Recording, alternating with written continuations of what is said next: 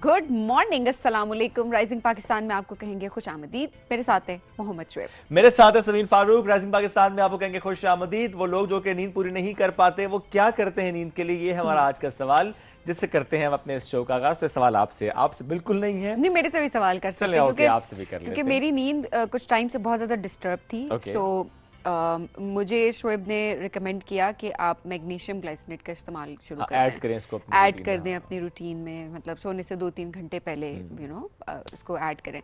तो मैंने वो ऐड की है एंड देन इट्स गुड कि नींद बहुत अच्छी आई है। हाँ, और लेकिन हाँ, साथ ही लेकिन समीन उसके ने कहा साथ ये तो बताया ही नहीं था कि जल्दी भी सोना है। क्योंकि रूटीन जो है ना, वो भी आपको उसके हिसाब से रखनी है फिर, सो दैट आप स्लीपी सुबह सुबह फील ना करें। क्योंकि मैं तो प्रॉपर इंसोम्निक हो गई थी अभी कुछ टाइम अच्छा, से, बहुत क्योंकि से मेरी लोगों के नींद के साथ ये बहुत हो रहा मसला होता है होता कि है। आप नींद आपकी ये तो इंटरप्टेड नींद होती है, आपको बार बार आंख आपकी खुल रही होती है, या समटाइम्स नींद नहीं आ रही होती। ऐसे में ज़रा मैं डॉक्टर नहीं है, सबीन डॉक्टर नहीं, हम तो ये अपना एक्सपीरियंस आपसे शेयर करें कि हमने ये स्टार्ट किया, क्योंकि हमें ये सजेस्ट किया गया, तो हमने ये अपने डाइट में शामिल कर लिया और उसका एक पॉजिटिव इम्पैक्ट आया अच्छा, मैं है। इसका ये भी सुन रही थी मैग्नीशियम ग्लाइसिनेट का, कि अगर आपको कोई किडनी का प्रॉब्लम है, आपको हार्ट का तो प्रॉब्लम फिर है, ना लें। या फिर ओवरऑल जो है आपको किसी भी किस्म का कोई मेडिकल इशू है, तो आपको सबसे पहले अपने डॉक्टर से कंसल्ट करना है और उसके बाद आपने अपनी रूटीन में शामिल करना है। अल्हम्दुलिल्लाह वी हेल्दी, और आप लोग भी आई एम श्योर के हेल्दी ही होंगे। सो उस लिहाज से आप अकॉर्डिंगली उसको प्लान कर सकते हैं। या मुझे ये भी लगता है सबीन की very at very young age तो आपको शायद जरूरत नहीं पड़ती, बट जैसे जैसे 25-30 क्रॉस करते हैं। स्टिल यंग, आई मीन 30-40-45 वाले भी दे यंग। अब आपने देखा जो यंग फेलोशिप्स होती हैं, एक्सचेंज प्रोग्राम्स होते हैं, जो एज लिमिट है मैक्सिमम प्रोग्राम्स की, वो उन्होंने 40 की भी होती है। सो वो, मैक्सिमम वाली होती है ना वो। लेकिन वो 40 की हुई होती है, सही कह रही हूँ मैं। हाँ। सो ये वाला जो ना कि अब तो 40 के हो गए, अब क्या होगा, या अब तो 30 के हो गए, नहीं, अब मैं क्या ये होगा, थोड़ा कहता हूँ सा। कि ये तो नहीं कहना चाहिए अब क्या होगा, लेकिन 40 डजंट मीन्स यंग। अच्छा। I would say that. हाँ, मैं इसलिए नहीं बात करूँ कि शोएब, देखें जो हमारी डाइट है, जो हमारी यू डोंट रूटीन लुक है। Like 40 I am not 40 yet. Age yet. So वो सब ने हो जाना है, आपने भी, मैंने भी, अगर अल्लाह ने जिंदगी दी तो होंगे 40 क्रॉस करेंगे, जाहिर है। इसमें क्या बात है, नॉर्मल प्रोसेस हाँ, है। और देखें वो लोग भी लकी है ना, जो 40 साल की जिंदगी तो कम से कम जीते हैं ना, अगर 40 साल के होते हैं। आई मीन एवरी आपको भी जिंदगी, मोमेंट हर इज एक को, यस लकी। आपको एजिंग जो है ना, वो आपको ग्रेसफुली एजिंग की तरफ जाना चाहिए। That's very important. और ये अब जो बात हम कर रहे हैं डाइट बेहतर करने की, या अगर आपको लगता है कि नहीं डाइट से चीज़ें पूरी नहीं हो रही, तो दैट्स ओके कि आप फिर सप्लीमेंट उसमें ऐड कर सकते हैं, लेकिन आपने ये सजेशन ज़रूर अपने डॉक्टर से लेनी है। हमारा ये बड़ा कॉन्सेप्ट है कि अच्छा जी मैंने इस्तेमाल किया या सबीन ने किया, किसी से जिक्र किया आपने भी उसे ऐड कर लिया, नो। सबकी बॉडी डिफरेंट होती है, रिक्वायरमेंट डिफरेंट होती है, रूटीन डिफरेंट होती है, कुछ डिफिशियंसी डिफरेंट हो सकती है। किसी में विटामिन डी की डिफिशियंसी होगी, हो सकता है किसी में मैग्नीशियम की हो, यानी इलेक्ट्रोलाइट्स की इम्बैलेंस हो सकता है, किसी में कुछ भी हो सकता है। सो आप अपने टेस्ट ज़रूर करवाएं एट सर्टन एज। तो मैं ज़रूर रिकमेंड करता हूँ कि टेस्ट करा लेकर, ताकि मालूम हो जाए कि क्या, बिकॉज यंगर एज में आपको उस तरह से टेस्ट की ज़रूरत भी नहीं होती, मालूम भी नहीं होता, और आपके ऐसे इशूज़ डेवलप होते भी नहीं हैं। बट एज जैसे जैसे एज बढ़ रही होती है, तो आपका डिफिशियंसी कोई ना कोई सामने आ भी सकती है। तो अपना ख्याल रखना बहुत ज़्यादा इंपॉर्टेंट है। अब तो इतनी तरक्की हो चुकी है, इतनी इंटरवेंशन आ चुकी हैं, और आप इट्स बेटर कि आप अपने आप को अंडरस्टैंड करें, understand your body, understand your body ये टाइप, कनेक्ट करना अपनी बॉडी के साथ में बड़ा ज़रूरी है। सुबह ये आपकी बात से मैं एग्री करूंगी कि होता है ना कि इसने इस्तेमाल किया तो मैं भी इस्तेमाल कर लूँ, फलाने ने मशवरा दिया और आपके टेस्ट नहीं हुए हुए होते। तो आज सुबह ही मेरे इत्तेफाक की बात यह है कि मैं एक न्यूज़ देख रही थी जिसमें बता रहे थे कि 26 साल की जो लड़की है वो डायलिसिस पे आ गई फ़ौरन से। मतलब उसको कोई किडनी प्रॉब्लम नहीं था इससे पहले। वो वजह ये निकली कि वो थोड़ी थकन फील करती थी, उसके बाल गिर रहे थे। वो कोई भी इशू हो सकता है, वो आपके डाइट के इश्यूज हो सकते हैं, वो प्रोटीन के इश्यूज हो सकते हैं, इसके तो बहुत सारे आई मीन रीजंस हो सकती हैं। लेकिन किसी ने उसे कहा कि तुम ना विटामिन डी शुरू कर दो।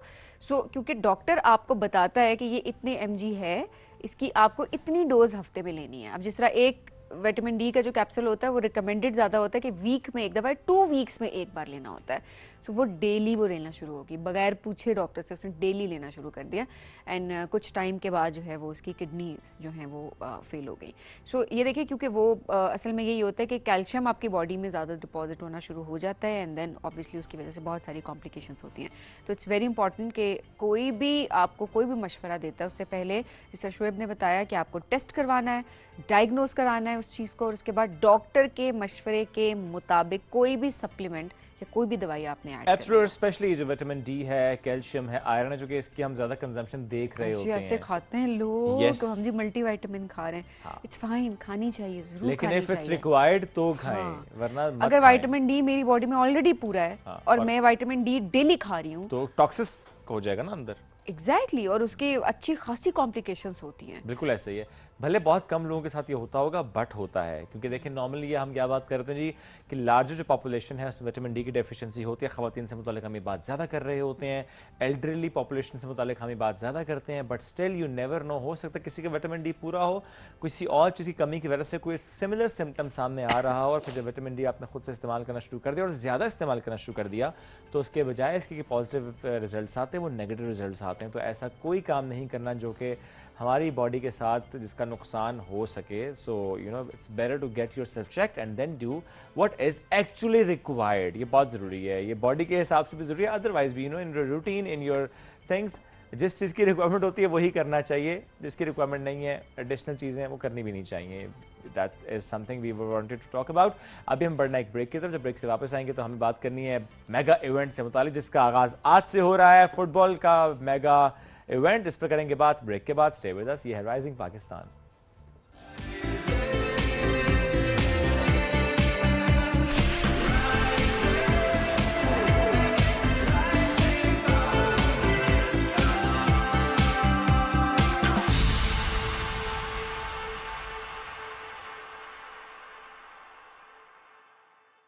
अंकल एक कुरकुरे। कुरकुरे ही क्यों?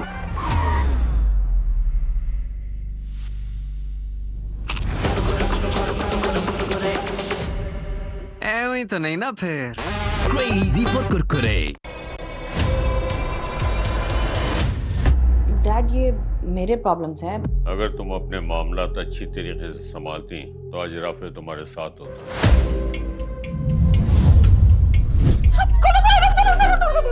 लिफ्ट रोको।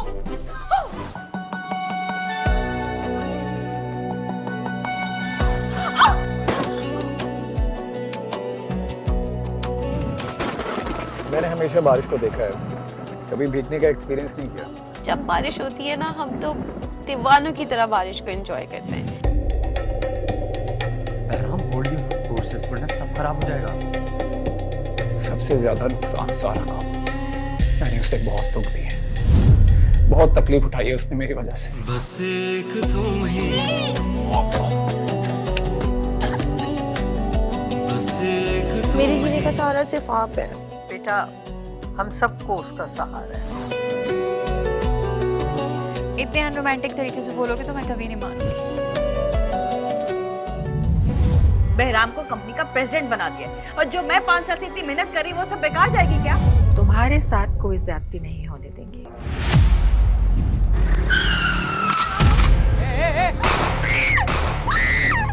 फारूक सर ने आपकी मदर से शादी कर ली, ये जानते हुए भी कि वो रिसेप्शनिस्ट हैं। बस मेरे लिए तुम बस एक तुम ही।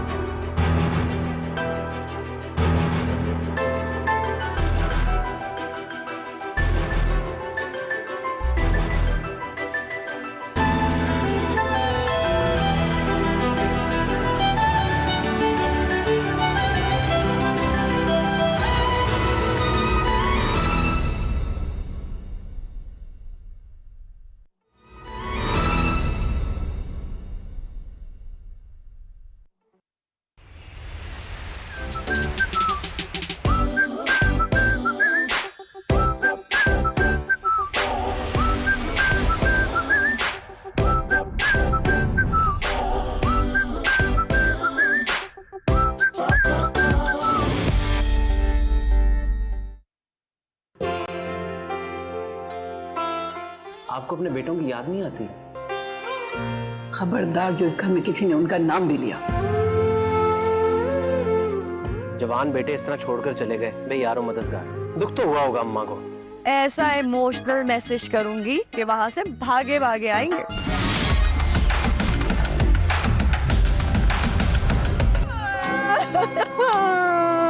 अब मैं क्या करूंगी? कुछ खुशियां हैं, कुछ सपने हैं, ये लम्हे तो सब अपने हैं।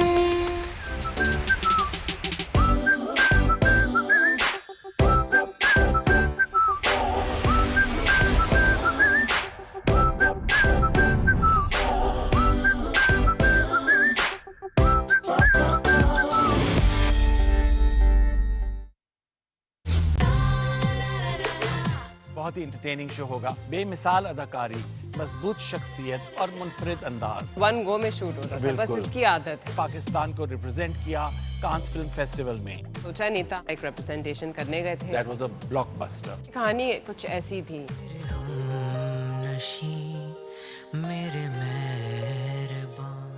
फिल्म का जॉनरा आपको कैसा लगता है? आपने उस 2 घंटे में सब कुछ करना है। अच्छा, लोगों ने बहुत पसंद किया। हमारा जो ट्रेडिशनल काम है उसको हम हाईलाइट करना चाह रहे थे। बहुत ही मुझे अच्छा लगा। सितारों का जहां।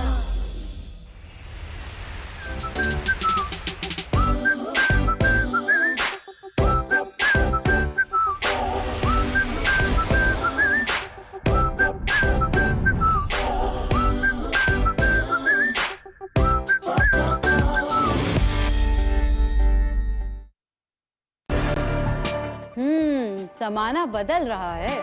पहले बड़े पढ़ाते थे बच्चों को और अब बच्चे जानते हैं बड़ों से ज्यादा। लेकिन कैसे? So are you guys excited to meet our छोटे एक्सपर्ट? जानने के लिए देखिए हमारा नया गेम शो, खेल नहीं बच्चों का।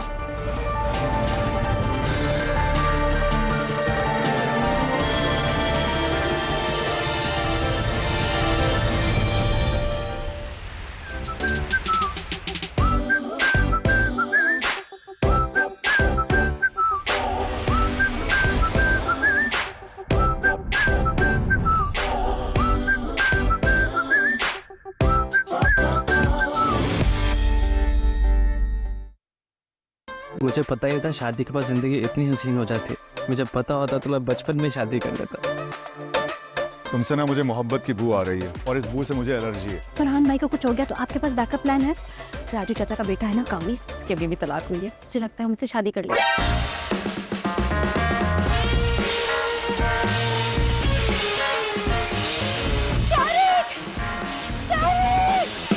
ठीक है, स्वागत में अटक गया। लाश ठिकाने लगा दे। आप बेवा होकर क्या करेंगी? दुनिया घूमूंगी, मैं ख्वाब पूरे करूं। बिजली के झटके लगे, वो भी सीधा दिमाग में। जब तक बिजली इसके दिमाग में रहेगी ऐसी हरकतें करता रहेगा।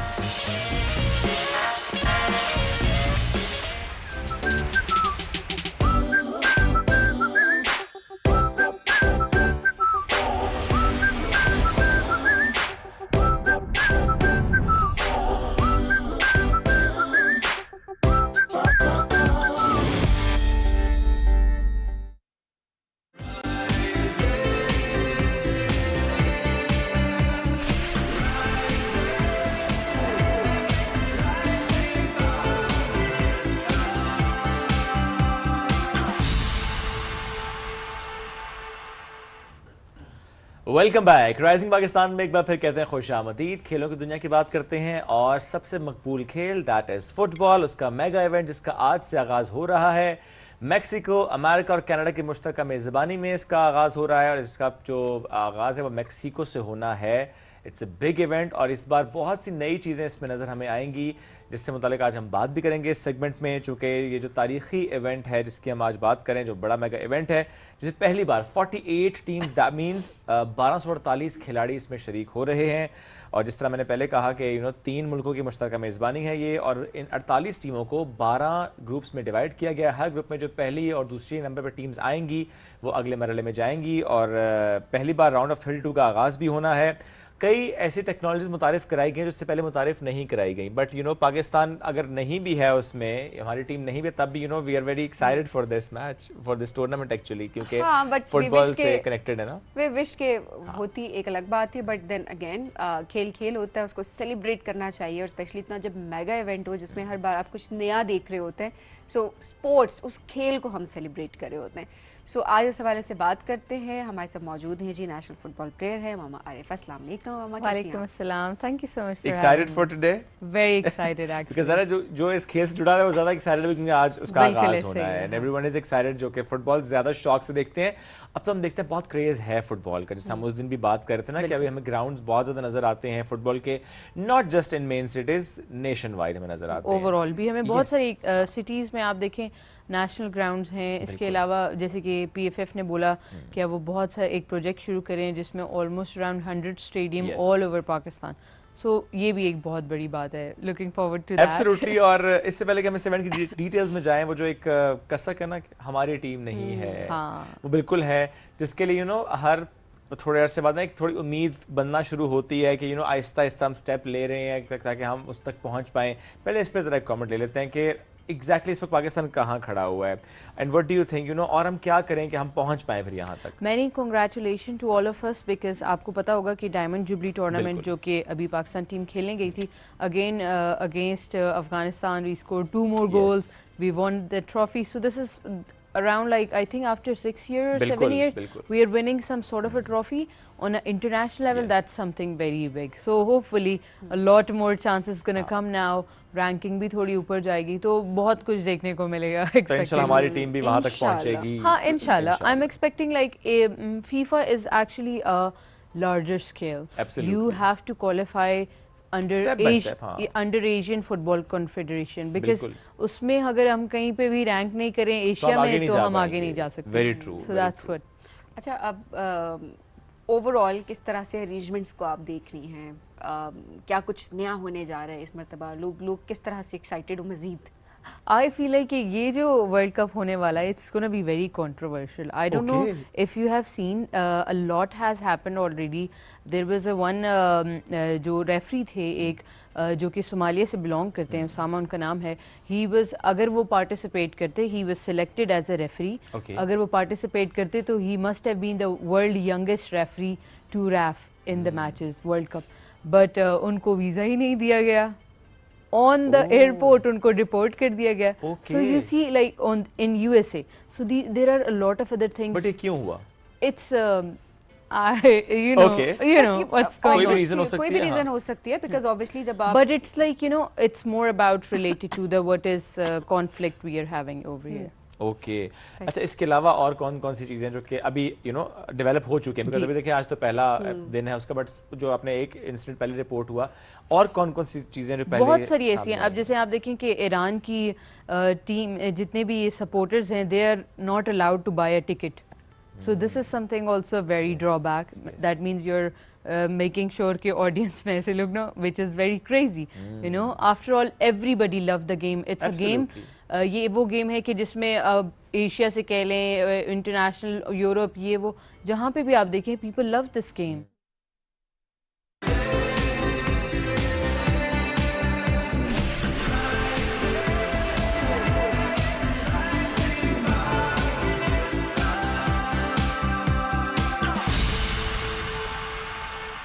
देख रही थी अभी पिछले दिनों इवेंट करवाया था अभी कुछ टाइम पहले, US एम्बेसी भी बिल्कुल ऐसा ही है। एंड देन उस फुटबॉल के बारे में प्रॉपर बताया गया था कि किस तरह से ये इस मेगा इवेंट के लिए यूज होता है। और इस बार भी जो है वो जो वर्ल्ड कप है वो इसी फुटबॉल के थ्रू खेला जाएगा। सो ये हमारे लिए बड़ी एक वो बात है। अब देखें पॉजिटिविटी देखनी बहुत ज़रूरी है। अब लोग ये ना कहें कि चलें टीम नहीं पहुंच सकी तो चले ये बात करें, बिकॉज नेगेटिविटी हर जगह पे बहुत ज़्यादा है। बिल्कुल, आपको हमेशा होपफुल रहना चाहिए कि चीज़ बेहतरी की तरफ जाएगी। अगर आप देखें वहाँ पे बहुत सारी टीम्स आई होंगी, पूरी दुनिया से टीम्स आई हुई हैं। आप देखें किसी को शायद ना पता हो कि पाकिस्तान कहाँ है, क्या है, ठीक है, लेकिन उनको ये जरूर पता है कि this ball is made in Pakistan. Absolutely, और ये बड़ी बात है, इसमें कोई शक नहीं है, जाहिर है। ओपनिंग सेरेमनी से मुताल्लिक थोड़ा सा बताएं कि वो कितनी ग्रैंड होने वाली है। Opening ceremony is gonna be very very grand this time.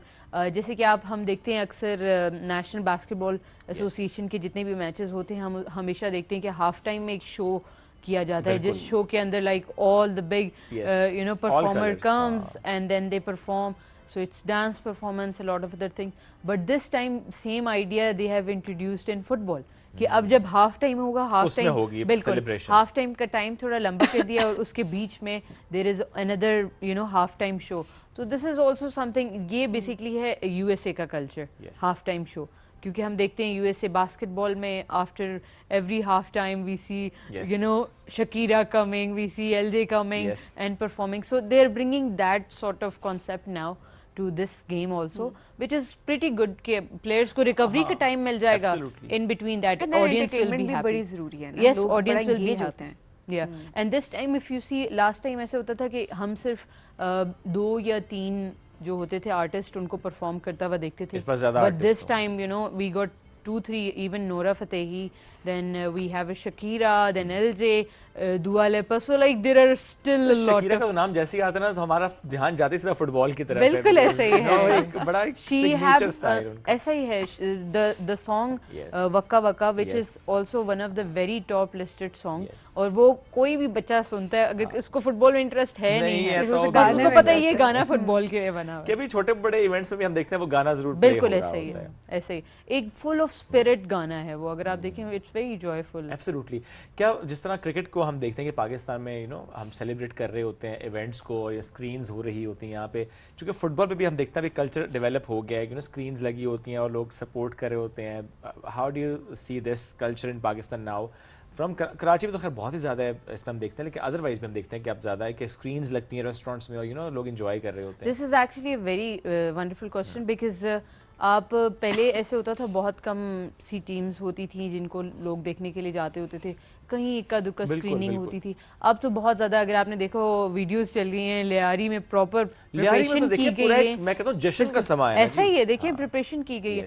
Same अगर आप देखें इवन हमारा जो प्रोजेक्ट है मैदान, हमने उसके रिलेटेड भी हम यहाँ पे बच्चों के लिए और यंगस्टर्स के लिए फ्री ऑफ कॉस्ट स्क्रीनिंग करवा रहे हैं, which will involve a lot of food, then different all matches. हाँ, we are trying to do all matches, so ये भी एक इट्स जस्ट कि आप कोई भी हेल्दी एक्टिविटी के थ्रू बच्चों को कनेक्ट करें, यूथ को कनेक्ट करें, और this is some sort of event के जो ऑलरेडी बच्चे बहुत ज़्यादा इन्वॉल्व होते हैं। आप जेन जी और जेन अल्फा तो बहुत इन्वॉल्व है, बिल्कुल बहुत इन्वेस्ट करते हैं अपना टाइम फुटबॉल में, बहुत अच्छी बात है कि बाकी खेल क्रिकेट के अलावा भी, क्रिकेट के साथ साथ जो है उनको भी सेलिब्रेट किया जाता है उसी लेवल के ऊपर।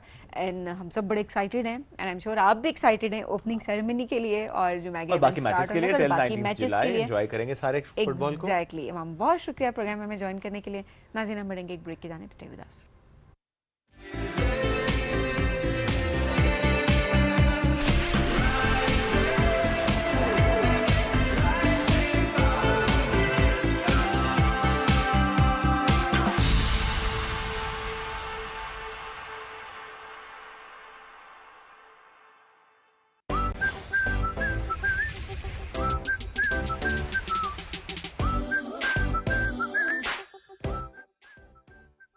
सुबह 8 बजे से 9 बजे तक की नशरात के लिए हमारे साथ ताउन किया है CSE public awareness, 7 up, Colgate, Kurkure, number 1 detergent.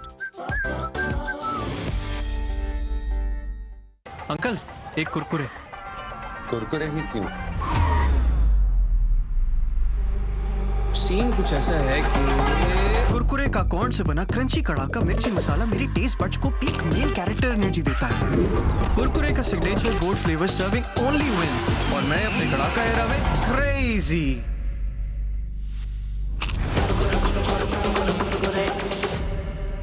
ऐਵੇਂ तो नहीं ना फिर।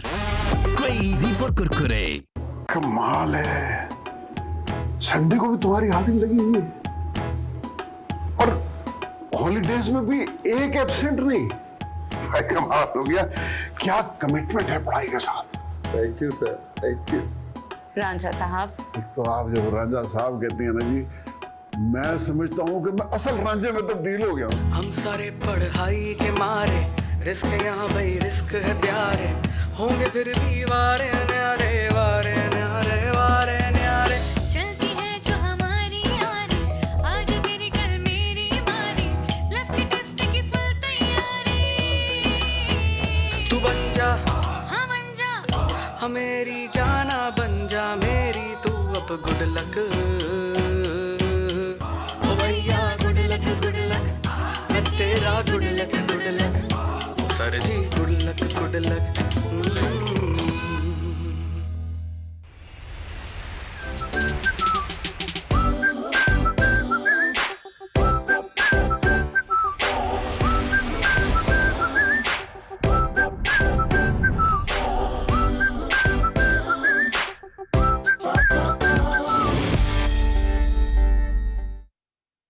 अंकल एक कुरकुरे।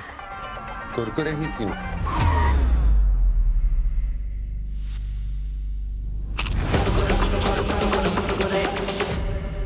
ऐਵੇਂ तो नहीं ना फिर।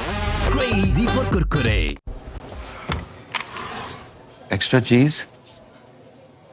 सॉरी यार। अब जा ही रहा है तो बर्गर में एक्स्ट्रा पैटी, एक्स्ट्रा मेयो और फ्राइज में एक्स्ट्रा मसाला डलवा दे यार। बस। अरे ये भी दे दे, इसमें एक्स्ट्रा फिज डल है तो तू भी ना यार। 7 Up now with extra fizz। मैं रहूं strong, vitamin C, B6, D3 और जरूरी कैल्शियम के साथ। CAC 1000+। Take care of yourself. तमाम दवाएं बच्चों की पहुंच से दूर रखें। तबीयत ज्यादा खराब हो तो डॉक्टर से रुजू करें। दवा के इस्तेमाल से मुज़िर असरात की सूरत में इत्तला मुताल्लिका कंपनी और ड्राप को दें।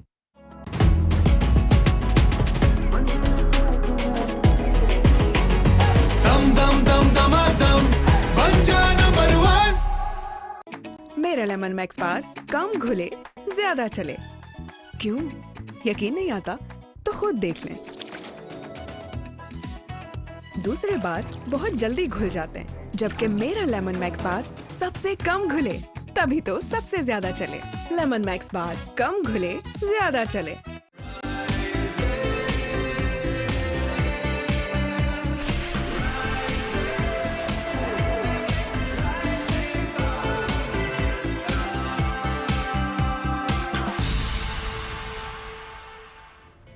Welcome back to rising Pakistan में आपको कहेंगे खुश आमदीद। अनफॉर्चुनेटली ऐसे बहुत सारे केसेस अब रिपोर्ट होना शुरू हो गए हैं। बदकिस्मती है हमारी।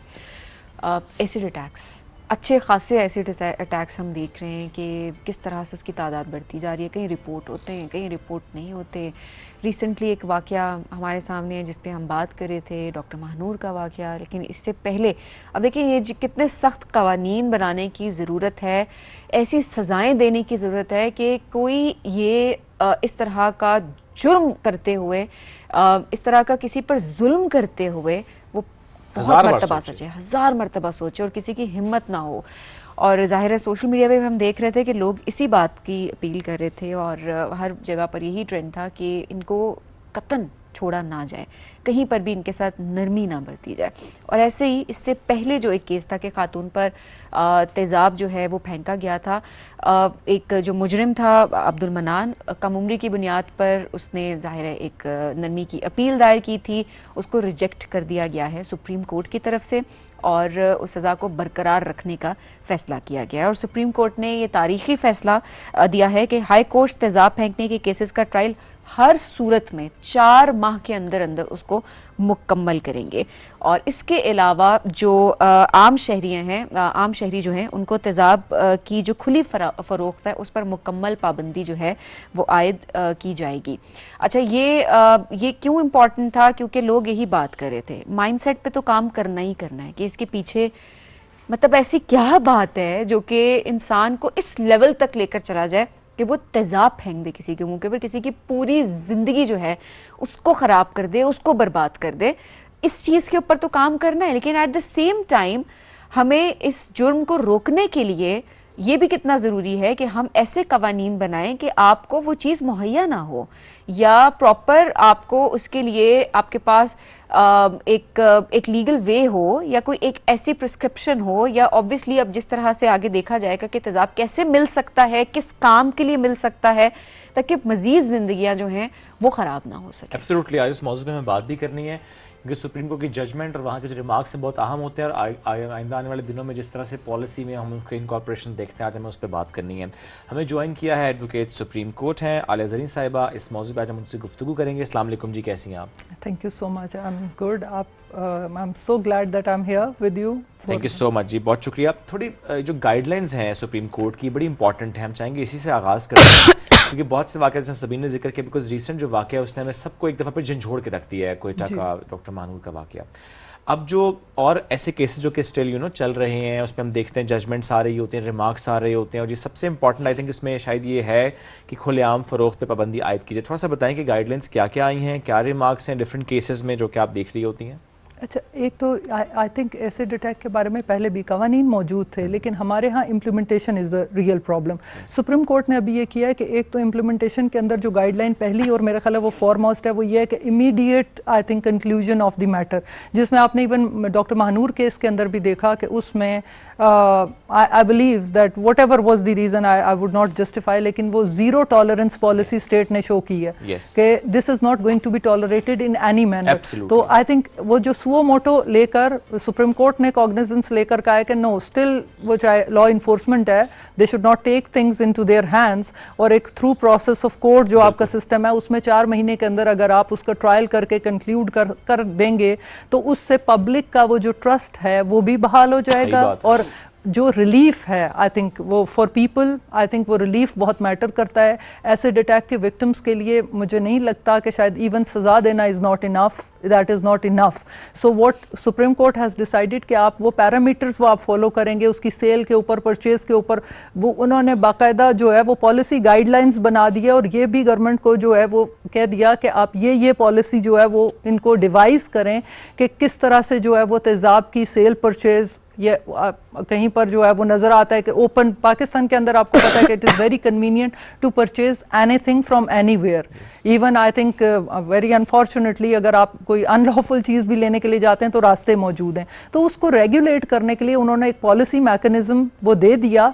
जाहिर है कि उसको अगेन वो कहते हैं रिट्रेशन के लिए जो है वो गवर्नमेंट को जो है वो it will have to take steps के जो जिसमें शायद ये बहुत ज़रूरी है। एक डॉक्टर मानूर के केस में तो शायद एक्सेप्शनल स्टेप्स लिए गए हैं, और मेरा ख्याल है सारी पूरी स्टेट ऑफ पाकिस्तान ही एक दफ़ा बहुत शर्मसार भी है, और एक दफ़ा मेरा ख्याल है it became a jolt, it became an upsetting and devastating factor for everyone to know कि आप बेटियां पढ़ा लिखा के इसलिए नहीं आप भेजते, वो लोगों को मदद करने के लिए वहाँ पर somebody was telling me कि वो अपने गांव के लोगों की होप थी। Anybody who was coming from that village just knew कि उनके पास जाना है, और she was providing assistance, she was helping। The way it all happened, it was like it is something I believe that we should extend a lot of remorse for that। So Supreme Court ने at least ये ज़रूर किया है कि उसमें जो sensitivity level है उसको एक दफ़ा दोबारा से retreat किया है कि it is not only कि आपने सिर्फ बात करनी है, it is not only कि सुप्रीम कोर्ट ने ये कह दिया, बल्कि रिपोर्ट जमा करवाने का भी उनको कहा है कि आप वो बनाकर जो है वो सारे गाइडलाइंस उनको इम्प्लीमेंट करके। पंजाब में भी there is a lot of work that the CM साहिबा is doing, a lot of work which I must appreciate कि जिस तरीके का extraordinary काम पहले नहीं हो रहा था इस तरह के तहफ़्फ़ुज़ को लेके, तो नो डाउट जी, ये पहले भी 2023 में भी एक बिल जो है वो इसके ऊपर आया था, बट वेरी अनफॉर्चुनेटली वो उस तरीके से शायद वो नहीं बन सका और उसकी जो इम्प्लीमेंटेशन है वो नहीं हो सकी। अब हमें उम्मीद है कि इंशाल्लाह शायद में भी कभी कभार हमें एज अ नेशन ज़रूरत होती है कि कोई एक हमें धचका लगता है, और वो अभी तो अल्लाह ताला ने उनको फिर भी उनको ज़िंदगी दी है, and we are so grateful to almighty Allah कि वो हमारे लिए अल्लाह ताला ने एक और मौका दिया है हमें कि हम चीज़ें रेक्टिफाई कर सकें, और आने वाले टाइम में वो बच्चियां जो प्रोग्रेसिव माहौल के अंदर बहुत सारी ऐसी जगहों पर काम कर रही हैं उनको प्रोटेक्ट कर सकें। ये स्टेट की रिस्पॉन्सिबिलिटी है, किसी और की रिस्पॉन्सिबिलिटी नहीं है, ये लॉ इन्फोर्समेंट की रिस्पॉन्सिबिलिटी है, ये तमाम अदालतों की रिस्पॉन्सिबिलिटी है, और हम सब की आई थिंक जॉइंट एक रिस्पॉन्सिबिलिटी है, बिकॉज आप बहुत सारे ऐसे गलत माइंडसेट को आपको एड्रेस भी करना है, आपने उन्हें काउंसिल भी करना है, बिकॉज उनके लिए चेहरा खुला लेकर प्रैक्टिस करना इज लाइक बेहयाई, और मे बी अगर आपने सही से बात नहीं की तो भाई तुमने सही से बात नहीं की, that justifies the acid attack. Acid attack survivors के लिए आप जितने अल्फाज बोलें वो मुझे लगता है कम है। आप किसी तरीके से भी उनकी मिजरी आप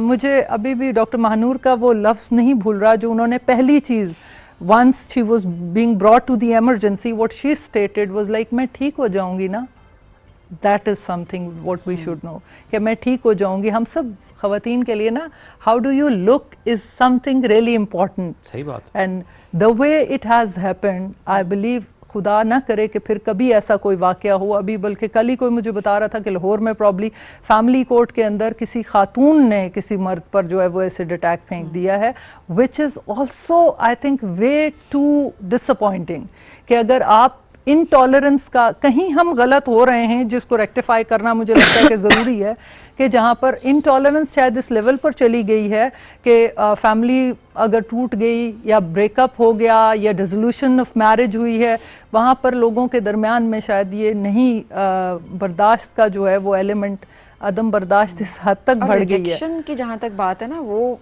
किस तरीके से उसको फेस करना है ज़िंदगी में, ये भी बड़ा ज़रूरी है। कोई जस्टिफाई नहीं कर सकता इस जुर्म को, लेकिन ये जो बचपन से हमें सिखाया जाता है ना कि तुम तो फेल हो गए हो या तुम तो फेल हो गई हो। नहीं, लेकिन मैम आप लोगों की तो आप ये देखिए ना, आप सारी जिंदगी सब अपने बच्चों के पीछे पड़े होते हैं जी, फर्स्ट आना है। व्हाई फर्स्ट आना है? व्हाट इज फर्स्ट आना? वो जो सेकंड आया है वो खुदकुशी कर रहा है, क्यों?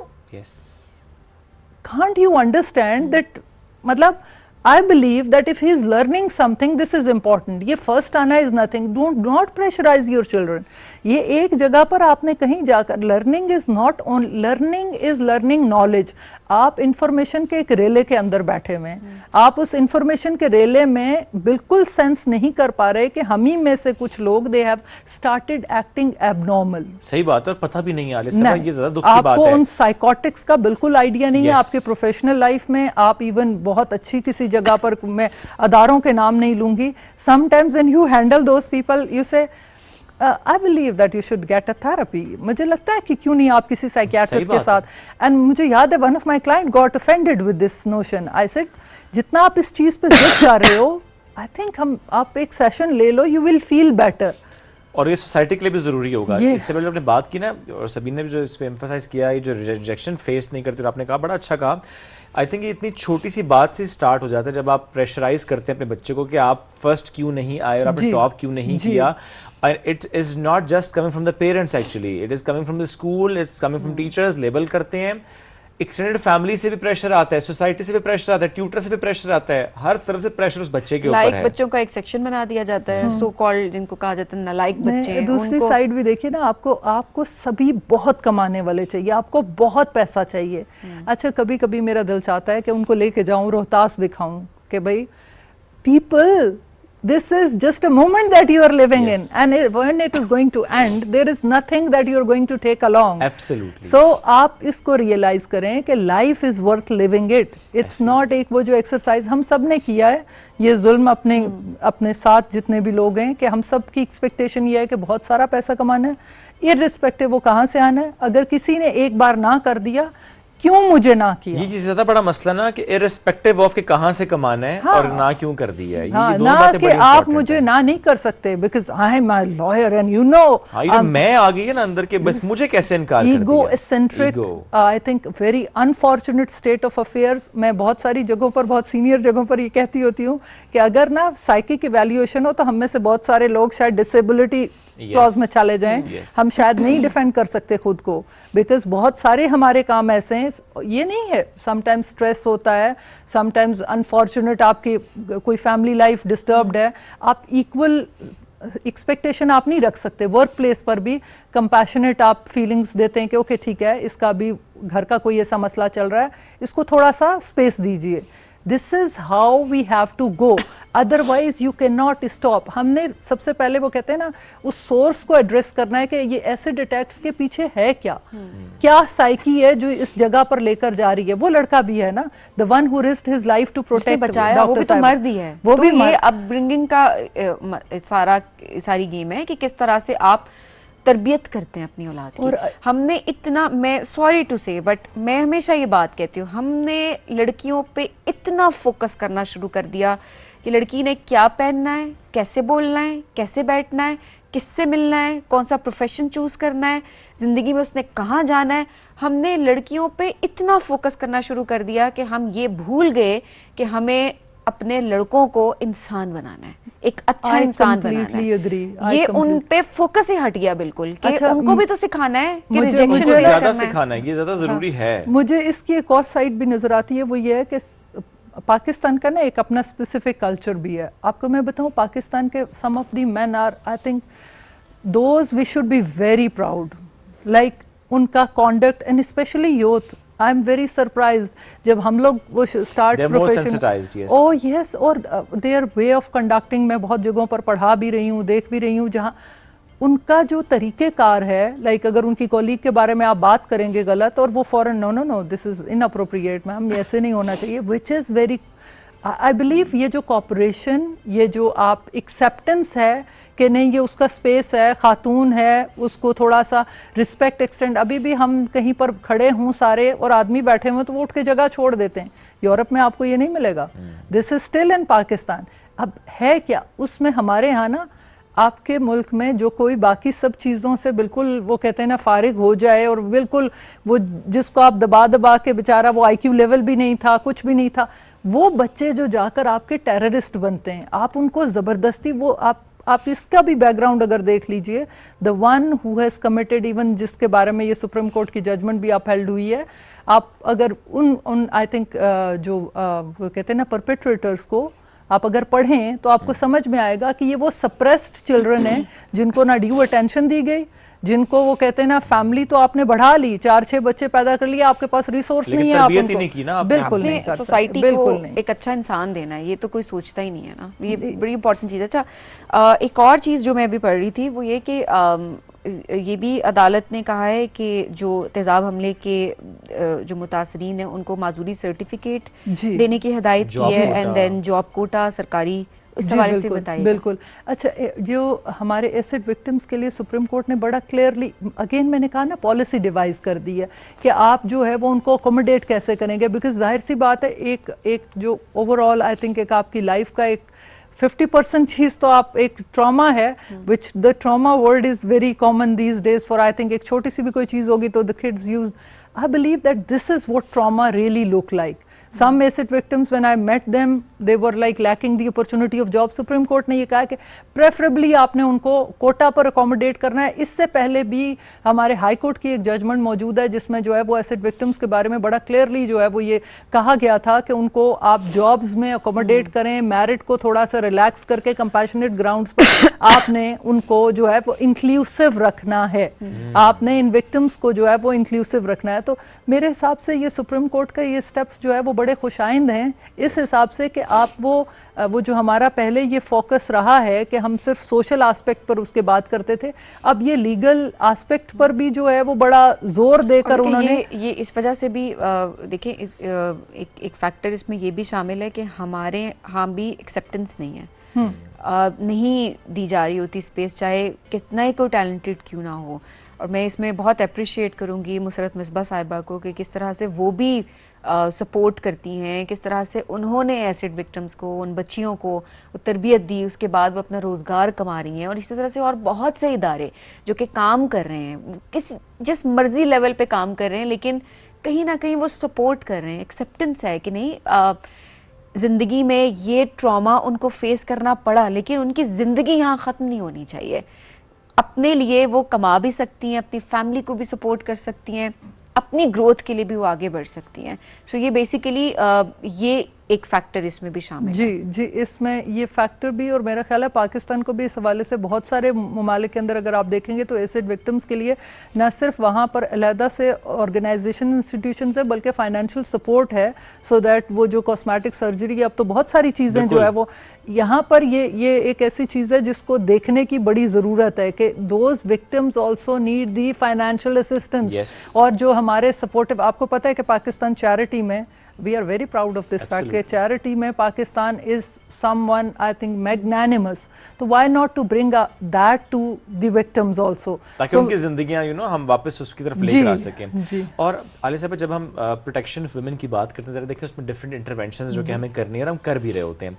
इसमें ये कितना इंपॉर्टेंट है कि देखें वो ख़वातीन जो कि, मैं ये नहीं कहता कि अगर आप ये कहें जी कि चूंकि वो कहीं और जॉब कर रही थी, चूंकि उसके किसी और सिटी में जॉब हो गई थी और चूंकि शी वाज ट्रैवलिंग समर तो इसलिए हो गया, ये तो जस्टिफिकेशन है ही नहीं, दैट्स स्टुपिडिटी।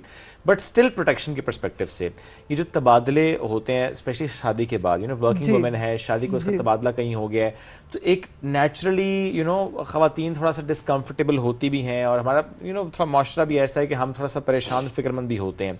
ये कितना इंपॉर्टेंट है कि हम इसको पॉलिसी में इनकॉर्पोरेट करें, जो कि सुप्रीम कोर्ट की भी इसमें हदायत है कि ये हो कि शादी के बाद खातून की जो जॉब है हम इसको मेक श्योर करें कि वो वहीं पर जहाँ उसका स्पाउस है। अच्छा, ये इसको हम कहते हैं वेडलॉक पॉलिसी को, जो है वो वेडलॉक पॉलिसी को लेकर चलना।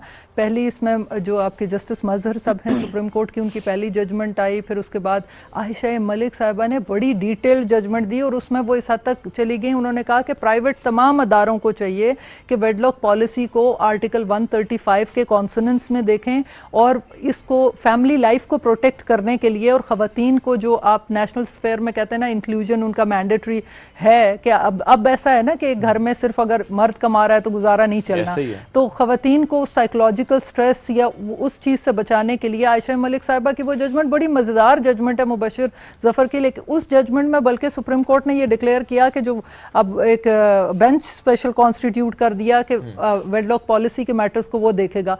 अब ये जो लेटेस्ट जजमेंट आई वो भी जस्टिस मजहर साहब की है, उसमें उन्होंने मुसरत हिलाली साहिबा ने और उन्होंने बड़ी डिटेल के अंदर ये लिखा कि जनाब एक खातून जो है वो जिस टर्मोइल में से गुजरती है, नॉट ओनली, और जो फैमिली जिस ट्रबल में से गुजरती है, पर्टिकुलरली वो खातून मुझे याद है कि उनका बच्चा बहुत ज़्यादा बीमार था और उसने कहीं 2019 के अंदर अप्लाई किया ट्रांसफ़र के लिए बोर्ड ऑफ रेवेन्यू में और उनकी ट्रांसफ़र नहीं हुई, फिर वो पंजाब सर्विस ट्रिब्यूनल चली गई, वहाँ से उनका क्लेम रिजेक्ट हो गया, फिर वो हाई कोर्ट आई और 2026 में हाई कोर्ट उनको कह रही है कि जनाब जुल्म ना करें। अगर एक हस्बैंड एक जगह पर एक शहर के अंदर सिटी में काम कर रहा है, फॉर एग्जांपल उनके हस्बैंड जो है फैसलाबाद में थे and she was appointed in Lahore, तो ये ख़वातीन या तो जॉब छोड़ देती हैं क्योंकि वो कॉम्प्रोमाइजिंग एंड पर चली जाती हैं कि अच्छा तुम करते रहो मैं बच्चे पाल लूँगी। तो सुप्रीम कोर्ट का व्यू ये था कि देखिए अब अगर आपने प्रैक्टिकली इकोनॉमिकली ख़वातीन को इंक्लूड करना है तो थोड़ा सा आपने कंपैशनेट व्यू इस वेडलॉक पॉलिसी को देना है। अगरचे स्टिल उसमें उन्होंने कहा है कि posting and transfer R exclusive and absolute privileges of the employer, लेकिन एट द सेम टाइम आपने ये ज़रूर समझना है कि अगर एक खातून अप्लाई करी है कि मेरा मियाँ वहाँ पर है, मेरे बच्चे यहाँ पर हैं, मैं भी जॉब पर जाऊँगी, तो बच्चों को कैसे हम फैमिली को कैसे केटर करेंगे, तो इसको कंपैशनेट आप हेल्पिंग जो है वो दें। और उस पर जो 2023 में अगेन बिल जो आया था, अभी तक वो कानून नहीं बना है, लेकिन उसका तस्करा भी जो है वो जस्टिस मजहर साहब ने अपनी जजमेंट के अंदर जो है वो इन डिटेल इन डेप्थ किया है। आई बिलीव दैट थोड़ा सा ना इसमें शोएब जो मुझे लगता है कि अदारों के अंदर ना लोगों के जहनों को हमने थोड़ा सा समझाना है। जब शुरू प्रैक्टिस के दिनों में मुझे याद है कि अगर कोई एम्प्लॉई चला जाता था अपने एम्प्लॉयर के खिलाफ, तो ना पूरा अदारा मिलकर अच्छे एक्सपर्ट कॉर्पोरेट लॉयर्स को लेके उसको मतलब बहुत उसके खिलाफ और उसको बहुत ही एलियन उसके साथ सलाम दुआ बंद। No, still he doesn't cease to be the employee. ठीक है, वो आपका एक फर्द है। आप 15,000 या 1500 लोग हैं जो एम्प्लॉयर हैं या उस कैपेसिटी के अंदर एक एम्प्लॉयमेंट में जो है वो मौजूद है, तो उस एक बंदे को आप थोड़ा सा सिखाइए, तरबियत कीजिए, ट्रेनिंग्स दीजिए, ताकि ट्रांसफर और पोस्टिंग को भी आई बिलीव कि जस्टिशिएबल होना चाहिए। जुल्म नहीं करना चाहिए कि ये जुल्म है कि आप फैमिली को स्कैटर कर देंगे। बिल्कुल, if there is a compassionate reason तो उसको उसी तरह ट्रीट करना चाहिए। बड़ा अच्छा करके देखें, वो पॉलिसी की तरफ तो हम बढ़, लेकिन हाँ कानून बन जाए तो ज़्यादा अच्छी इंप्लीमेंटेशन उसकी होगी, जो कि होनी चाहिए। क्योंकि अगर वाकई हमने ख़वातीन को फाइनेंशियली इंडिपेंडेंट करना है, इंक्लूजन उनकी लेकर आने, तो फिर हमें स्टेट के लेवल पर भी, प्राइवेट सेक्टर पर भी ये सब कुछ करना होगा और मुल्क के लिए भी करना होगा। मोर देन 50% जो पॉपुलेशन है वो ख़वातीन पे जो मुश्तमिल है, तो दिस वेरी इंपॉर्टेंट कि आप उनको इंक्लूड करेंगे, वो काम करेंगी तो मुल्क आगे बढ़ेगा। I sir thank you very much for joining us, it's great to have you. हम आज इस बड़े अहम मौजू पर गुफ्तगू कर रहे थे, हम एक ब्रेक की तरफ बढ़ना है, ब्रेक से वापस आएंगे, रहिए हमारे साथ। ये है राइजिंग पाकिस्तान।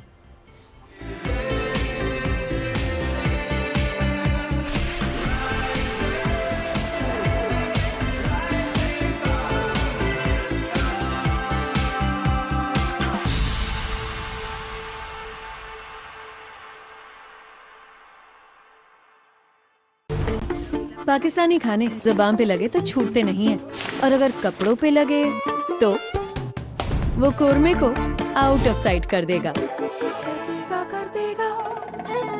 कढ़ाई से भी फाइट कर लेगा। कौन? ब्राइट, क्योंकि नए ब्राइट का बेस्ट एवर फॉर्मूला गहराई से दाग निकाले। आपके रेस्टोरेंट का मेन्यू आपकी यूनिफॉर्म में भी नजर आता है, इसीलिए तो ये काम ब्राइट और आपको दिया जाता है।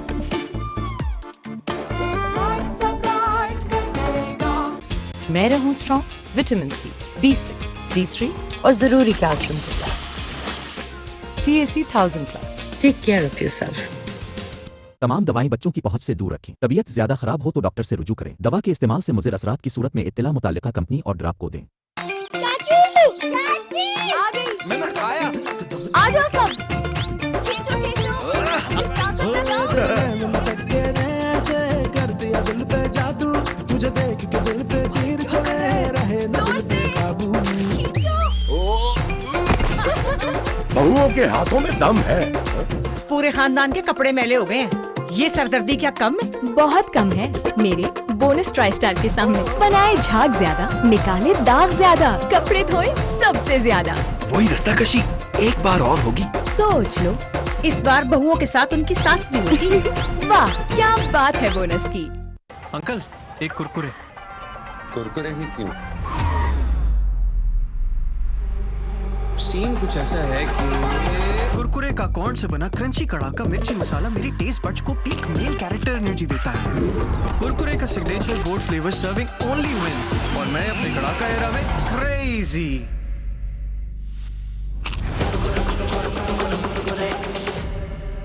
ऐਵੇਂ तो नहीं ना फिर। Crazy for Kurkure.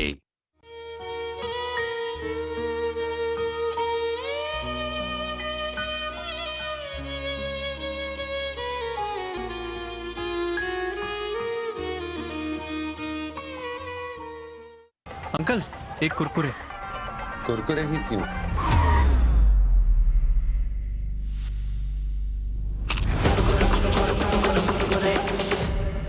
ऐਵੇਂ तो नहीं ना फिर। Crazy for Kurkure. एक्स्ट्रा चीज। सॉरी यार। अब जा ही रहा है तो बर्गर में एक्स्ट्रा पैटी, एक्स्ट्रा मेयो और फ्राइज में एक्स्ट्रा मसाला डलवा दे यार। अरे ये भी दे दे, इसमें extra. 7 Up, now with extra fizz. मैं रहूं strong vitamin C, B6, D3 और जरूरी कैल्शियम के साथ। CAC 1000+। Take care of yourself. तमाम दवाएं बच्चों की पहुंच से दूर रखें। तबीयत ज्यादा खराब हो तो डॉक्टर से रुजू करें। दवा के इस्तेमाल से मुज़िर असरात की सूरत में इत्तला मुताल्लिका कंपनी और ड्राप को दें। मम्मा, दांत में बहुत दर्द है। कैविटी है क्या? मैं स्कूल कैसे जाऊंगा? आज फिर स्कूल छोड़ो। ओके मम्मा। तुम ना एक्टिंग स्कूल जाओ। हर माँ जानती है कि कोलगेट मैक्सिमम कैविटी प्रोटेक्शन से पूरे 24 घंटे तक कैविटी से हिफाजत। 24 घंटे तो कैविटीज का कोई चांस ही नहीं। Colgate maximum cavity protection.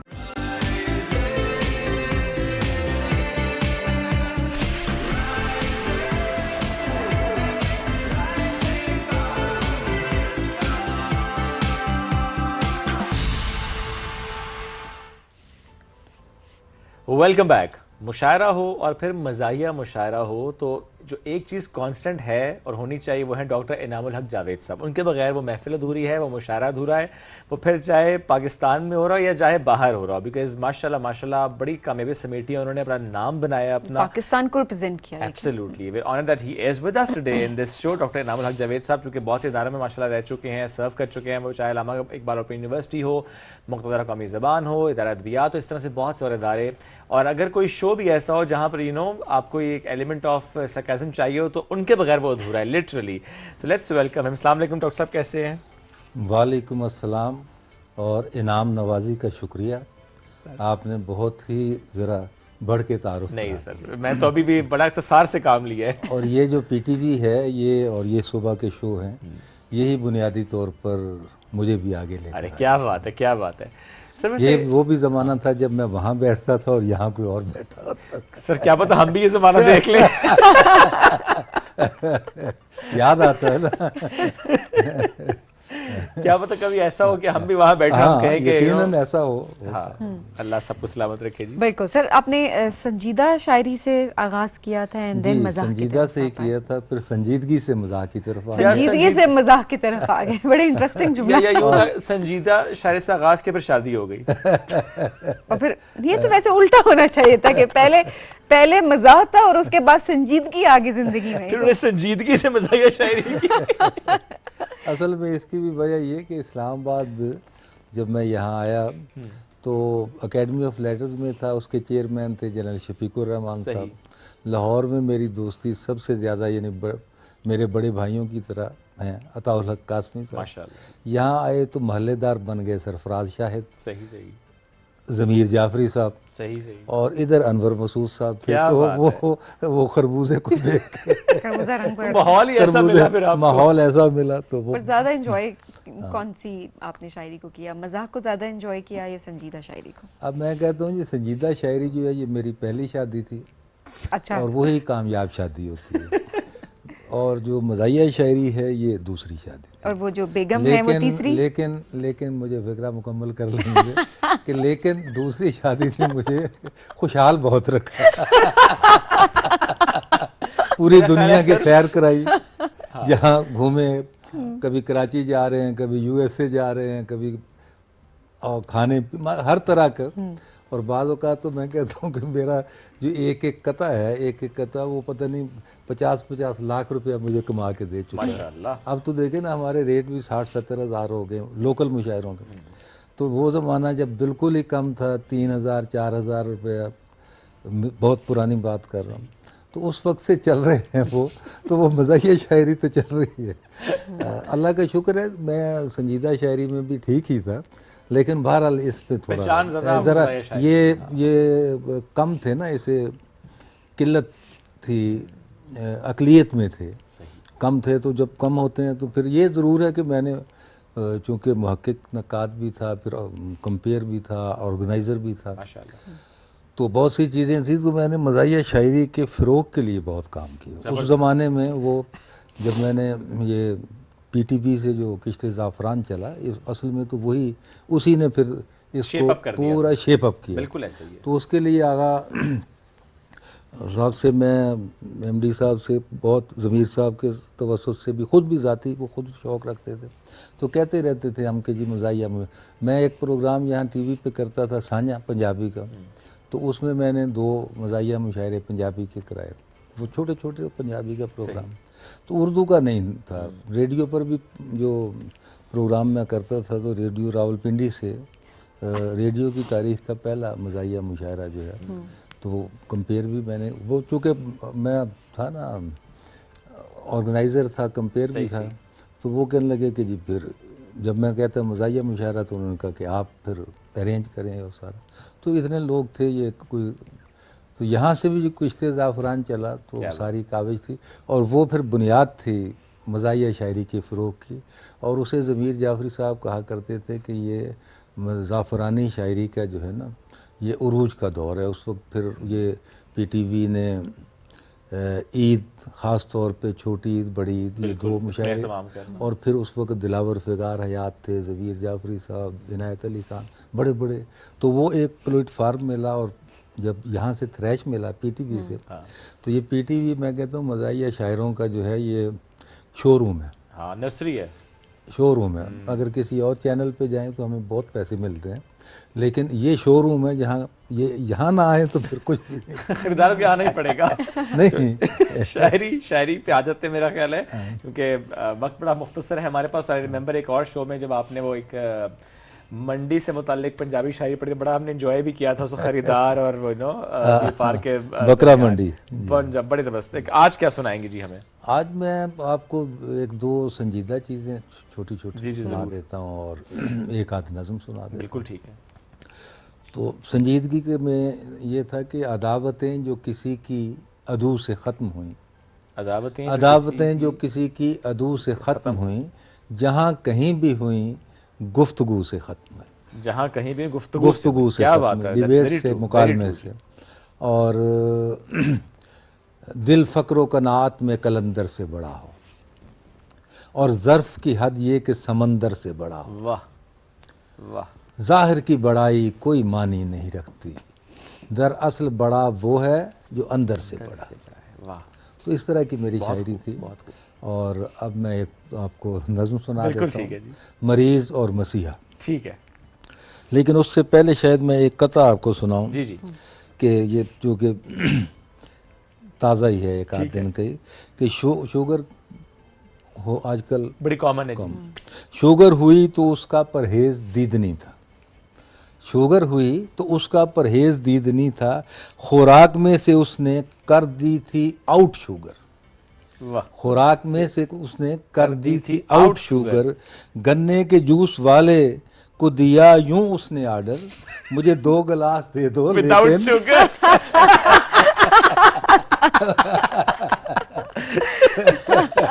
ये तो वो वाली बात होगी, ग्रीन टी दे दो, उसमें जरा चीनी मिला देना 1 चम्मच।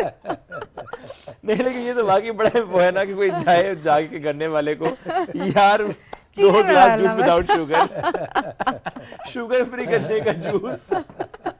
वो भी आ ही जाएगा। You never know. क्योंकि everything can happen। बिल्कुल। नज़म पे आते हैं सर। तो वो मैं नज़म पेश करता हूँ, मरीज़ और मसीहा। ठीक है। बीमार हो के मैं जो गया डॉक्टर के पास, बीमार हो के मैं जो गया डॉक्टर के पास, क्यों कर बताऊं कैसे मेरे उड़ गए हवास। हैरान हुआ ये सुन के मैं नर्सों की टीम से, वो खुद दवाई लेने गए हैं हकीम से। और आगे से जब हकीम को ढूंढा हुआ आया, आए थे इस जगह जो अभी डॉक्टर फुलां, उनको पे मुशावरत ये हाज़िके ज़मां, लेकर गए हुए हैं किसी होमियो के। और नाचार होमियो की तरफ उठ गए कदम, पहुंचा वहां जो पाट कर गलियों के पेचो खम, बोला ये बालका कि मुझे आपकी कसम, तीनों गए हैं पीर के दर पर कराने दम। तो आखिरी बंद इसका ये है कि मरीज बेचारा हंसते हुए जो पहुंचा मैं फिर पीर जी के घर। तीनों खड़े हुए थे गली में पकड़ के सर, सुनकर मुरीद खास बड़े डॉक्टर का नाम, बोला पकड़ के घुटनों को अज़राहे एहतराम, था पीर जी को रात से सर दर्द माँ जुकाम, सो छोड़कर अधूरा यहाँ अपना फैज़ आम, वो आपके मते पे गए हैं अभी अभी। क्या विशेष साइकिल आपने एक्सप्लेन की है जी, कमाल कमाल, बहुत खूब।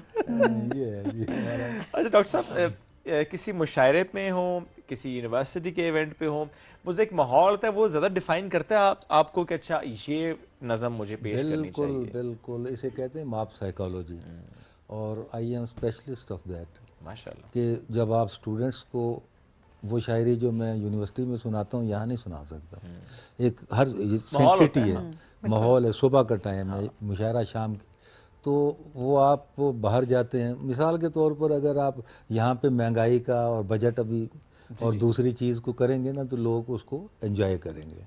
लेकिन दुबई में अगर आप महंगाई की बात करेंगे, आज तो मैं नहीं कहता, लेकिन वैसे हालात ज़रा नीचे आ गए हैं ना गुज़श्ता 2-4-6 महीनों में, तो अदरवाइज़ वहाँ महंगाई उन्होंने कहाँ से, या यूएसए में आप महंगाई, मतलब बहुत सी चीज़ें, पॉलिटिक्स की वहाँ बात करें, जहाँ पॉलिटिक्स का मौजूद है, आप लोग एंजॉय डिफरेंट टॉपिक्स करते हैं। हाँ जी, ठीक है। ये हमारी यूथ किस तरह के टॉपिक्स को एंजॉय करती है अभी? देखें यूथ जो है ना जेनजी में चली गई है। हमारा मतलब ये आप भी बैठे हुए हैं सामने है, आप ज़रा सा आगे हैं, तो अब अगली जो नस्ल आपकी पढ़ रही है, बिल्कुल फर्स्ट ईयर सेकंड ईयर में, तो उनका बिल्कुल यानी सोचने का अंदाज, सुनने का अंदाज बहुत मुख्तलिफ है। तो वो फिर जेन जी के लिए पर्टिकुलरली उस तरह का उस माहौल में जाके वो लिखना पड़ता है। जेन जी अट्रैक्ट होती है, कनेक्ट होती है मज़ाहिरा शायरी से। ओहो, अच्छा, मुझे लग रहा है वो ज्यादा मज़ाहिया से ही होती होगी, क्योंकि नहीं संजीदा शायरी भी अब ये जो नए लिखने वाले आए हैं ना शायर संजीदा, वो भी एक शुगुफ्ता गज़ल लिखते हैं। वो इतनी गई गुजरी नहीं होती जिस तरह से गहरी हो और वो होती। मैं आपको एक दो शेर सुनाता हूँ जो उस रंग में है, जो तो उसके अंदर अच्छा आप देखिए ना, अदम साहब की जो शायरी है उसके अंदर एक शगुफ्तगी भी पाई जाती है, ठीक है। और इसी तरह गालिब के यहाँ भी कई मिलते हैं ना, एक आध आ जाता है। तो वो अब जो नए लोग लिख रहे हैं, एक तो मज़ामीन बड़े नए ला रहे हैं और हमारी सोच से वो आगे हैं बहुत, और दूसरा उनको सुनने वाले भी वही लोग हैं। तो मैं एक उस रंग में आपको 2-3 शेर सुनाता हूँ। और ये इस जैसे मुशायरे होते हैं ना, मिक्स मुशायरे के 5-6 संजीदा शायर होते हैं, 1-2 होते हैं, तो ये उस अंदाज में अब चलती हैं चीज़ें।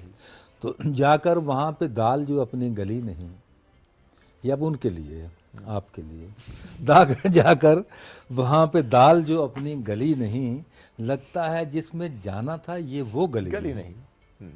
लगता है जिसमें जाना था ये वो गली नहीं, खिड़की खुली है जिसमें एक गमला भी है मगर, खिड़की खुली है जिसमें एक गमला भी है मगर, इसमें खिली हुई कोई दिल की कली नहीं। और शतरंजे इश्क सामने है, शतरंजे इश्क सामने है, सोच में है वो, शतरंजे इश्क सामने है, सोच में है वो, फिलहाल चाल मैंने भी कोई चली नहीं। और आगे दी, आसान नहीं है खौल से बाहर निकालना, आसान नहीं है खौल से बाहर निकालना, बादामे हुस्न है वो कोई मूंगफली नहीं। आए हाय हाय, कमाल कमाल, बहुत खूब। चीजें जो हैं जबरदस्त, वो हर मॉब के हिसाब से। हाँ देखिए ना, वो जो माहौल है वो वाकई डिफाइन कर रहा होता है कि आपने किससे आगाज़ करना है। और समटाइम्स ये भी होता है कि अगर और भी बहुत से शायर मौजूद हैं जिन्होंने जो स्टैंड आउट करते हैं, जिन्होंने अपना एक उनका मकाम है, उसमें फिर आप ज़्यादा सोच सकते हैं कि आप फिर मैं किस शेर से, किस नज़म से, किस कते से आगाज़ करूँ। ये भी एक ज़ाहिर पूरा एक साइंस है, पूरी साइकोलॉजी है, जो कि आपने उसी वक्त डिसाइड करनी है। आप पहले से डिसाइड भी नहीं कर सकते, उसी वक्त इन अ मिनट आपने वो डिसाइड करनी होती है। और अगर आपने सिलेक्शन गलत कर ली तो आप गए तो अच्छा नहीं, वैसे कभी आपके साथ हुआ इतने सालों की जर्नी में कि गलत अल्लाह का शुक्र है नहीं हुआ कोई ऐसा, लेकिन ऐसा ज़रूर हुआ है कि कोई ऐसा मजमा मिल गया जिसमें सारे शायरी एक दूसरे खामोशी से बड़े अदब से सुनेंगे, यानी जैसे लाइब्रेरी में बैठे तो वो अलग बात है कि वो अपना बैठे ही कुछ ऐसे लोग हैं, तो अलफ से लेकर ये तक आप ही हैं, यानी कोई वाह कोई कुछ नहीं, ना वाह ना वो अपनी खुराक में लगे हुए। तो बाज 1-2-4 जगह ऐसे। अच्छा, ये आपको जरा डिमोटिवेट भी करती है ना फिर कि बंदा कहता है मुकावा फिर काम कार चलिए। हाँ नहीं, मैं तो फिर बड़ी मज़ेदार बातें करता हूँ जब, क्योंकि फिर कनेक्ट कर लेते हैं सीनियर होने की वजह से आखिर में, तो फिर मैं कुछ ऐसी गुफ्तगू करता हूँ कि वो समझ जाते हैं बात को। हाँ। क्योंकि मेज़बान होते हैं, उन्हें कहा तो कुछ नहीं जा सकता। जैसे अभी वाह कैंट में मुशायरा था, तो वो ज़मीर जाफरी साहब पढ़ रहे थे, तो वो भी ऐसा ही था कुछ सही इसी नौयत का। तो उन्होंने वहीं से कहा कि मुझे लगता ये है कि सामीन कुर्सियों पर सामीन नहीं बैठे हुए, वो सीमेंट की बोरियां बैठी तो वो होता है कभी कभी ऐसा पूरा, लेकिन वो हर एक के साथ होता है, हर एक के साथ कभी ना कभी हो ही जाता है। और ये जो ऐसे लोग होते हैं ना, तो मैं उनके लिए पहले ही कह देता हूँ, मैं कहता हूँ कि देखिए, हमने 1-2 मुशायरे ऐसे भी पढ़े हैं जहाँ बहुत अच्छे लोग बैठे हुए थे, लेकिन वो इस तरह से बैठे हुए थे कि उन्होंने अपनी जो है आँखें जो हैं वो तो वाइब्रेशन पे लगाई हुई थी और होंठ साइलेंट पे लगाए हुए थे। तो मुशायरा सुनना है तो ये दोनों चीज़ों से तो थोड़ा सा वो उसको कर लेते हैं, ओके, कनेक्ट हो ही जाता समहाउ। हाँ, लेकिन ज़्यादातर लोग जो आए होते हैं वो एंजॉय जो आते हैं, वो आते ही मुशायरे के लिए, तो वो स्पेशल टाइम निकाल के आते हैं, वो एंजॉय कर भी रहे होते हैं। पाकिस्तान के अलावा जहाँ जहाँ आप गए, सबसे ज़्यादा ऑडियंस अच्छी कहाँ की लगी आपको? ऑडियंस जो है ना दुबई की, ओके, जो वहाँ की पाकिस्तानी कम्युनिटी है वहाँ पाकिस्तान, क्योंकि देखिए वो ये है कि गया भी मैं बहुत ज़्यादा हूँ दुबई, ये करीब के है ना, तो मेरी सर्विस भी ऐसी रही ज़िम्मेदार। तो यहाँ 3 दिन की यानी हफ्ते को मुशायरा है तो 1 छुट्टी ली और 3 दिन के लिए हुआ है, या 5 छुट्टियाँ भी ले ली तो वो करीब है। अमेरिका वगैरह जाना हो तो पूरी प्लानिंग है आपकी। तो लंदन तो खैर 1 महीने के लिए तकरीबन हम जाते थे। सही। और जुलाई में ही अमेरिका भी होता है उनका डॉक्टरों का मुशायरा। तो जून में जो छुट्टियां हो जाती हैं 2 महीने की, जुलाई अगस्त। तो बरतानिया में बहुत मुशायरे पड़े, लेकिन दुबई की ऑडियंस जो है ना वो ज़्यादा, चूँकि पाकिस्तानी ज़्यादा हैं। अब यूएसए में इधर उधर जो भी होगा वहाँ पे 60, 70, 80, 100, 150 से ज़्यादा लोग किसी भी स्टेट में आपको इकट्ठे नहीं हो पाएंगे वो। तो दुबई में ये है कि 500 का भी मैं गया था पिछले साल, बहुत अरसे के बाद। दरमियान में तो मैं फिर जब एमडी बन गया नेशनल बुक फाउंडेशन का 2014 में, तो फिर मैं अदबी एतकाफ़ पे चला गया था। काम इतना ज़्यादा था कि ये आदमी जॉब के साथ इंसाफ करे। ये मैंने सारी ज़िंदगी यही किया कि जॉब को इबादत समझाए, कि जहाँ आप जो ज़िम्मेदारी है आपकी सबसे पहले वो। तो फिर ये ज़ात है मेरी, ये ज़ाती तौर पर अपनी मशहूरी के लिए। तो इदारे को ऊपर उठाना है तो फिर उसके लिए काम करना पड़ेगा, फोकस होकर उसी के लिए। फोकस और डेडिकेशन। हाँ, 6 साल तकरीबन मैं अदबी एतकाफ़ से रहा। फिर उसके बाद कोरोना आ गया तो वो जबरी 3 साल वो भी गए। 23 से जाकर फिर कोविड पे भी बहुत लिखा होगा आपने।